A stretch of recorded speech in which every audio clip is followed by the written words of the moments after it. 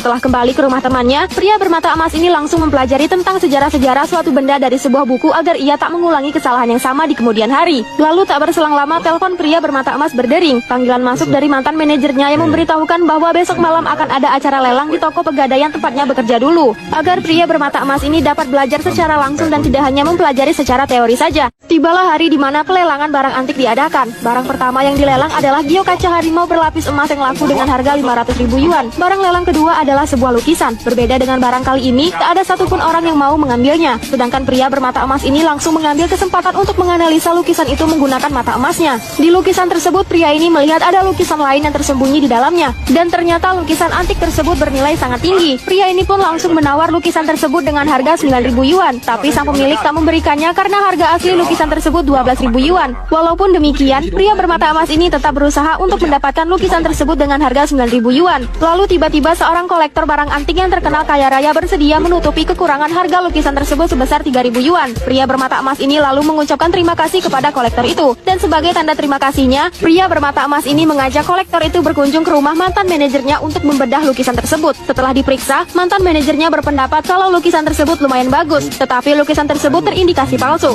Lalu pria bermata emas ini menjelaskan bahwa ada keanehan dari lukisan tersebut. Mantan manajernya pun membawa lukisan tersebut masuk ke dalam untuk diteliti lebih lanjut. Setelah 15 menit menunggu, mereka pun melihat hasil akhirnya. Semua orang yang berada di sana kaget karena ada dua lukisan dalam satu gulungan lukisan tersebut dan terdapat lukisan asli di dalam jiplakan. Melihat lukisan itu sangat berharga, kolektor barang antik ini pun menawar lukisan tersebut dengan harga yang fantastis, yaitu 15 juta yuan. Walaupun ditawar dengan harga yang tinggi, pria bermata emas ini malah akan menjual lukisan tersebut dengan harga 5 juta yuan saja. Itu karena kolektor ini sudah bersedia membayarkan kekurangan 3.000 yuannya pada saat pelelangan, sehingga pria bermata emas ini merasa berhutang budi kepadanya. Dengan senang hati, kolektor itu langsung menyetujuinya dan membayar lukisan tersebut. Setelah berhasil menemukan lukisan antik tersembunyi yang bernilai ratusan juta, pria bermata emas ini dipuji mantan manajernya. Ia mengatakan bahwa pria bermata emas ini seperti ilmuwan barang antik yang terkenal pada zaman dinasti kuno yang dapat menemukan barang bernilai tinggi dengan sangat detail. Lalu saat pria ini telah kembali ke rumahnya, tiba-tiba sebuah notif masuk dan ternyata salah satu sahabat pria bermata emas ini akan melepas masa lajangnya sekaligus mengundang pria ini untuk datang menghadiri acara pernikahannya. Tanpa pikir panjang, pria bermata emas ini langsung memesan tiket bisnis kelas untuk pergi ke acara pernikahan temannya. Setelah menempuh jalur udara, pria bermata emas ini melanjutkan perjalanan menggunakan jalur darat. Karena masih banyak waktu sambil menunggu hari pernikahan temannya, pria bermata emas ini memutuskan untuk menghabiskan waktu ke tempat penambangan arkeolog. Tak butuh waktu lama, pria bermata emas ini telah sampai di area penambangan. Salah satu pekerja lalu menghampiri pria ini dan bertanya apa dan maksud tujuannya datang ke tempat itu. Tak berselang lama, lalu datang seorang wanita yang ternyata merupakan dosen pria ini semasa ia berkuliah. Dosennya lalu menguji pria ini dengan menyuruhnya menebak apa yang sedang mereka cari di tambang arkeolog.